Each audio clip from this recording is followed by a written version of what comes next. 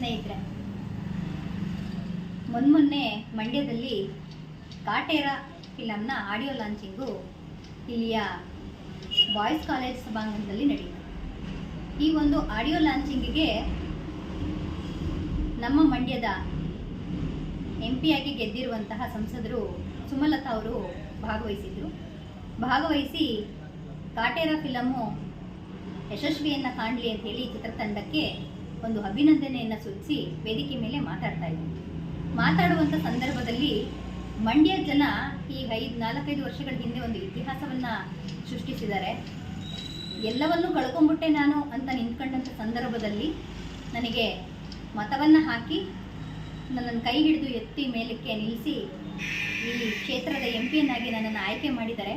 ಅವರ ಋಣ ನಮ್ಮ ಮೇಲಿದೆ ಅನ್ನುವಂಥ ಮಾತುಗಳನ್ನು ಆ ಕಾಟೇರ ಫಿಲಮ್ನ ಲಾಂಚಿಂಗ್ ವೇದಿಕೆಯ ಮೇಲೆ ಮಾತಾಡೋದು ಸಂತೋಷ.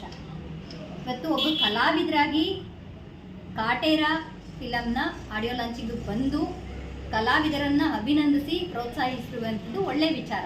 ಆದರೆ ಒಬ್ಬ MP ಆಗಿ ಗೆದ್ದು ಹೋದ ನಂತರದಲ್ಲಿ ಮಂಡ್ಯ ಜಿಲ್ಲೆಯ ಜವಾಬ್ದಾರಿಯುತ ನಾಗರಿಕರುಗಳು ಮತ ಹಾಕಿ ಗೆಲ್ಲಿಸಿರುವಂಥವರಿಗೆ ತಾವು ವಾಪಸ್ಸು ಅದೇ ರೀತಿಯಾಗಿ ಜವಾಬ್ದಾರಿಯಾಗಿ ಕಾರ್ಯವನ್ನು ನಿರ್ವಹಿಸಿದಾರ ಅನ್ನುವಂಥದ್ದು ನಮ್ಮ ಪ್ರಶ್ನೆ.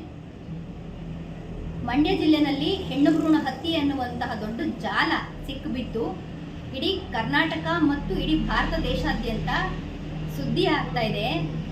ಇಡೀ ಬೇರೆ ಬೇರೆ ಜಿಲ್ಲೆಯ ಜನರು ಇವತ್ತು ಮಂಡ್ಯದ ಕಡೆ ತಿರುಗಿ ನೋಡ್ತಾ ಇದ್ದಾರೆ, ಬೆಟ್ ಮಾಡಿ ಪ್ರಶ್ನೆ ಮಾಡ್ತಿದ್ದಾರೆ. ಎಷ್ಟೆಲ್ಲ ಹಗರಣಗಳು ಈಚೆ ಬರ್ತಾ ಇದೆ.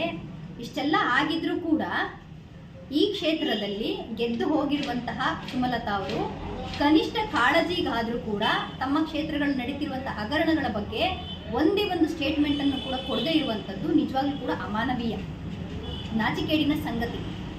ಅದಲ್ಲಿರ ಈಗ ಮೊನ್ನೆ ಶ್ರೀರಂಗಪಟ್ಟಣದ ಹನುಮ ಸಂಕೀರ್ತನಾ ಯಾತ್ರೆಗೆ ಬಂದಂತಹ ಮಾಲಾಧಾರಿಗಳ ಜೊತೆಗೆ ಸೇರಿ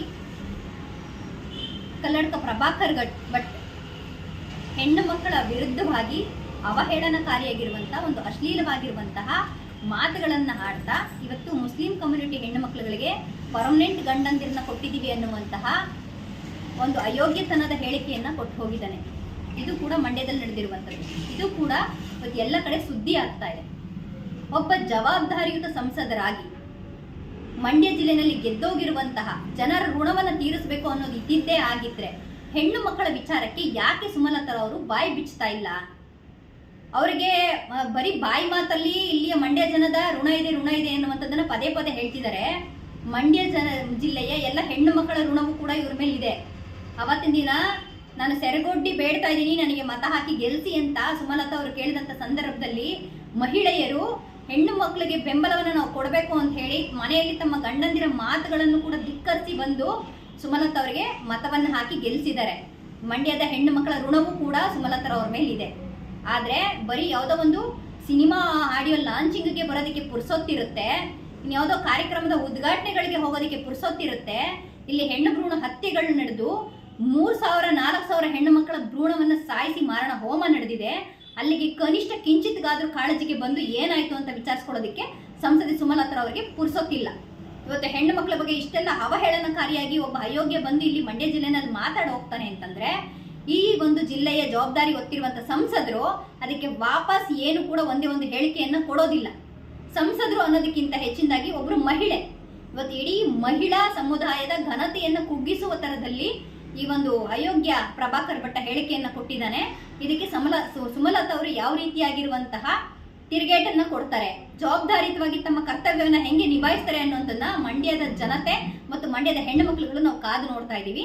ಈಗಲಾದ್ರೂ ನಿದ್ದೆಯಿಂದ ಎಚ್ಚೆತ್ಕೊಳ್ಳಿ ಸುಮಲತಾ ಅವರೇ. ನಿಮಗೆ ಫಿಲಂ ಆಡಿಯೋ ಲಾಂಚಿಂಗ್ಗೆ ಪುರ್ಸೊತ್ತಿರುವಷ್ಟು ಹೆಣ್ಣು ಭ್ರೂಣ ಹತ್ಯೆಗಳ ಮಾರಣ ಹೋಮ ನಡೆದಿದೆಯಲ್ಲ, ಅದಕ್ಕೆ ಬಂದು ವಿಸಿಟ್ ಕೊಟ್ಟು ಕನಿಷ್ಠ ಏನಾಗಿದೆ ಜಿಲ್ಲೆನಲ್ಲಿ ಅಂತ ಹೇಳಿ ಇದಕ್ಕೆ ಜವಾಬ್ದಾರಿಯನ್ನು ಹೊತ್ಕೊಂಡು ಸರಿಯಾಗಿ ಕ್ರಮ ತಗೊಳ್ಬೇಕು ಅಂತ ಹೇಳೋದಕ್ಕೆ ಬರೋದಕ್ಕೆ ಪುರ್ಸೊತ್ತಿಲ್ಲ ಅಂತಂದ್ರೆ ನಿಜವಾಗ್ಲೂ ಕೂಡ ನಾಚಿಕೇಡು. ಹಂಗಾಗಿ ಈ ಒಂದು ಬೇಜವಾಬ್ದಾರಿತನದ ನಡೆಯನ್ನ ಮಂಡ್ಯದ ಜನತೆ ಮತ್ತು ಮಂಡ್ಯದ ಹೆಣ್ಣು ಮಕ್ಕಳುಗಳು ಸಹಿಸೋದಿಲ್ಲ. ನೆಕ್ಸ್ಟ್ ಕೂಡ ಲೋಕಸಭಾ ಚುನಾವಣೆ ಬರ್ತಾ ಇದೆ. ಸೊ ಪ್ರತಿಯೊಬ್ಬರ ನಡೆಗಳನ್ನು ಕೂಡ ಇಲ್ಲಿ ಪಾಯಿಂಟ್ ಮಾಡಿ ಇಡ್ಲಾಗ್ತಾ ಇದೆ. ಈಗಲಾದ್ರೂ ಎಚ್ಚೆತ್ಕೊಂಡು ಆ ಮಂಡ್ಯದ ಹೆಣ್ಣು ಮಕ್ಕಳ ಮತ ತಗೊಂಡಿರುವಂತ ಋಣದ ಭಾರವನ್ನು ಕಳ್ಕೊಳ್ಳೋದಕ್ಕೋಸ್ಕರನಾದ್ರೂ ಬಂದು ಮಂಡ್ಯದಲ್ಲಿ ನಡೆದಿರುವಂತಹ ಹೆಣ್ಣು ಭ್ರೂಣ ಹತ್ಯೆ ವಿಚಾರಕ್ಕೆ ನೀವು ಮಾತಾಡಿ. ಮಂಡ್ಯದಲ್ಲಿ ಏನು ಅಯೋಗ್ಯ ಪ್ರಭಾಕರ್ ಭಟ್ಟ ಬಂದು ಹೆಣ್ಣುಮಕ್ಕಳ ಬಗ್ಗೆ ಅವಹೇಳನಕಾರಿ ಹೇಳಿಕೆ ಕೊಟ್ಟು ಹೋಗಿದ್ದಾನೆ, ಅದಕ್ಕೆ ಸರಿಯಾದಂಥ ತಿರುಗೇಟನ್ನು ನೀವು ಕೊಡಿ. ಆವಾಗ ನೀವು ಖಂಡಿತವಾಗ್ಲೂ ಮಂಡ್ಯ ಜನರ ಋಣವನ್ನು ತೀರಿಸೋದಕ್ಕೆ ನಿಮ್ಮ ಮನಸ್ಸಿನಲ್ಲಿ ಕಾಳಜಿ ಇದೆ ಅಂತ ಹೇಳಿ ನಾವು ಒಪ್ಕೊಳ್ತೀವಿ. ಇದು ಸರಿಯಾದ ನಡೆ ಅಲ್ಲ.